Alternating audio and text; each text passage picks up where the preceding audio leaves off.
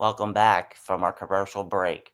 And now we're going to talk about something that, if you're in marketing and sales, it's probably the bane of everybody's existence, and that's hitting your numbers. Everybody in marketing, we got quotas to hit, we got metrics that we got to follow. We're nail biting our teeth every month. Whether we're going to hit those or not, we all know that if we're not hitting our numbers and our quotas after a couple months, we're probably looking for another job, or maybe this isn't the job for us. So let's go back to Shannon, our guest. Shannon, what are some of the things that you do, to track your numbers and try to stay on top of those? Interesting question. So I think luckily we're in a point where technology is advanced enough that it's a huge assist for sales reps out in the field. So most companies, if you're selling a product or a service, they're going to have some sort of a sales metrics tool that you'll be able to look at on the fly to know exactly where you are in regard to what your monthly quota is and how far you have to go to hit your actual numbers. I think for me personally, one of the things you need to do is you need to know your quota numbers intimately. You need to be very, very familiar with what each sale means, how it gets you closer to your goal, and how many you need to attain goals. So most companies put a dollar value as their quota. Say your quota's round number. Say your quota's $1 million for the month. You need to know exactly the exact number of sales that you're going to need to hit that $1 million mark. And you need to break down how week by week you're going to be able to get to that point. Yeah, that makes a lot of sense. And it's going to be different for, depending on what type of sales you have and things like that. When somebody's struggling, what are, like, everybody has bad months. It happens to the best of us. But when you start seeing, maybe a pattern in yourself or in others, that you're struggling to hit your numbers, it's almost like a domino effect, because you start feeling real bad, and then it makes you kind of do your job worse, because you're always kind of at the gun, wondering, like, oh my god, I got to get this next one. Oh Like, yeah. what are some of the things you do to, like, kind of manage that stress? So the nerves, like you said, the nerves will get to you. You gotta really be careful with getting ahead of yourself. One thing, me and my team, we typically like to look at everything on a quarterly basis. So you're monitoring day to day, week to week, month to month. But if you're looking at it quarterly and your quarterly goals are established, 1 month won't derail you then. Because I think, like you said, one of the challenges you can run into is if you're only looking at it month to month, you have a bad month, and then all of a sudden you're down and out. You feel like, okay, I'm not hitting where I need to be, and then it starts to snowball a little bit and can affect your confidence, which is so vital in this field. You have to go and you have to be confident. You have to know what it is that you're trying to accomplish. So I think looking at it at a quarterly clip versus just monthly, it gives you a little bit of leeway to say, you know what, I can kind of have a down month and it's not going to ruin what I'm trying to accomplish here for the quarter. True. Yeah. Yeah. And once they always say, especially when I was after you close a sale, the best time to go get another one is right away. Yeah. Yeah, because Yeah. you feel good. You hit it out of the park, and that it's a kind of like a natural reaction, Yeah. and it kind of emulates off of you, to other people, and it kind of comes naturally, so you can pick up new stuff.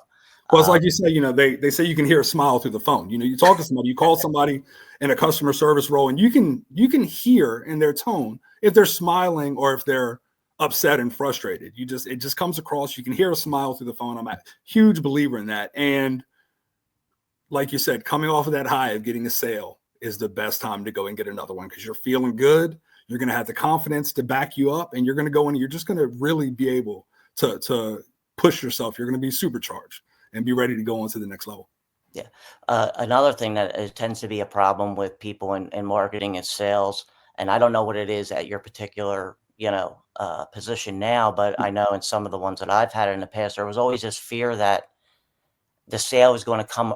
You went in, you did your appointment, you know, and then you left, but then they bought it through the phone, or they end up calling it the 800 number and not you directly to set it up. Is there, like, certain things that you do to make sure you're kind of keeping track of anything that comes into what you offer Yeah. people. Well, I think it kind of goes back to what we said earlier, being personable and making them want to work with you. And I'm a huge believer in being candid, having very upfront and honest conversations with these offices and with leadership. Tell them, you could call the number and they'll be able to accommodate you, but I want to make sure that this is handled at a high level. And I'm going to be the person that's going to bring that value to you. So just give me a call. Let me take care of all the paperwork. Let me deal with all this. Nobody wants to fill out paperwork. Nobody wants to be stuck dealing with things behind the scenes. So let me be the one that's doing all of the background work and keep things simple for you. I'll bring you a contract. All I need is a signature. We'll facilitate everything else on our end. So just it's a matter of creating value in what you're able to offer and what you bring to the table and being personable so that they want to work with you specifically moving forward. Is there anything you do that helps you prepare for, like, you got a big sales meeting coming up, and you want to do your best. You might have a presentation to do. Is there anything you do in particular to, like, prepare for that? Yes. So I think early on, when you're just getting into a new product or a new field, whatever it may be, it's really about just knowing what it is what it is that you're selling. You have to intimately know your specific product, and you have to be prepared with questions. So I know a lot of people are uncomfortable with the role playing and meeting, doing, I'll pretend like I'm the customer and you pretend like you're the sales rep. But if you have a team that you're working with, utilize them because they're hearing challenges. They're having that opposition brought to them on a day-to-day basis. So have that conversation with them. Look, let me be the sales rep. I'm going to come in. We'll jump on a Zoom call and you can be the customer. And I'm going to tell you my side of things. And then you present me with some challenges. So I'm ready to respond. And I may know some things that may come up that I wasn't expecting. Always lean on the people you work with because the things that you're seeing, they're also seeing, but you guys are going to be seeing different things as well. So share that information. It's really about just becoming well-versed in what could possibly pop up. Does you now you make a good point about the education and knowing what you're selling, Yeah. because that's going to come off, authentic when you can answer those questions. How often does your team prepare? Do you have sales trainings? Do you do them quarterly? Do them yearly? Like, how often are you doing those? Yeah. We'll typically do them twice a year. We'll try to get the entire team together. And my team, we're the Northeast region. So it does, it involves a little bit of travel for some of the team, depending on where we are. Sometimes we'll meet here in the DC area. Sometimes it's in Philly. Sometimes it could be anywhere. So we will try twice a year to get the entire team together to make sure that we're in a room discussing challenges and resolution to move forward. It's really key to also maintain, even though you're only seeing them in person once or twice a year, we have weekly calls. We make sure that everybody gets on those as much as possible. And we really, really keep the lines of communication between our sales reps open. Everyone is very comfortable reaching out to anyone else. We are a huge, I'm a huge advocate of sharing information.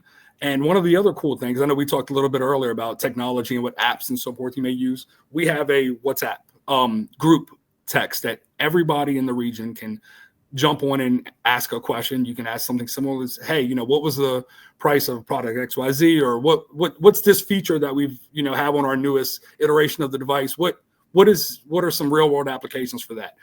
You throw that in the WhatsApp chat and you've got, 20 or 30 different reps. Somebody's going to answer, and somebody's saying, oh, I saw that same issue last week. Let me tell you what it is that I did. So we use that a lot. It's really about open communication lines. So we have all the tech available in the world now to stay connected to everybody. So let's use it. We may as well. Yeah, we used Slack, in the past, and I used a couple others. Yeah, you're right. Yeah. It's good for sharing information and communicating back and forth with your team.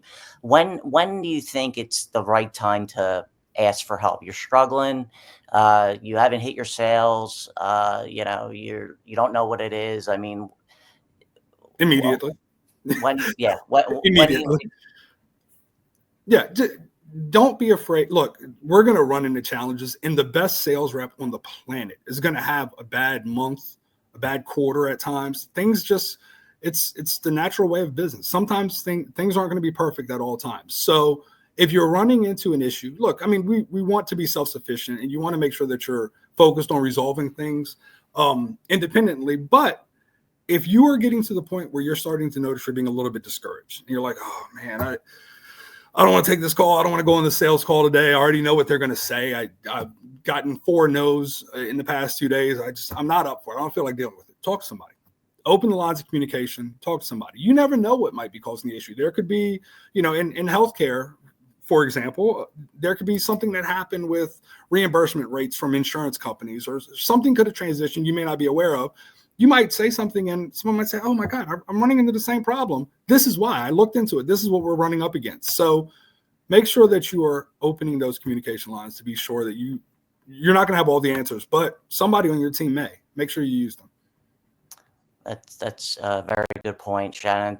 Thank you for all that great information. And yeah, it's really important when you're working, when you're at a sales and marketing job and you got to hit your numbers. When you're struggling, reach out to your team. You get the help. They'll probably feel more confident with you as an employee when you're making the initiatives to better improve your Yes, numbers. And definitely. we're And going to quotas go. adjust all the time. Your quota this year it's gonna go higher next year, and it's gonna go higher the year after. So the goal is to make sure that you are not only hitting what your quota is this year, but you're already putting things in the pipeline. Be prepared for what's going to be coming up next year. It's a growth cycle, and you just need to keep that snowball rolling down the hill to get it as big as possible. Yeah, true. So true. Yeah. Well, we're going to go to another commercial break, and we'll be back after a word from our sponsors.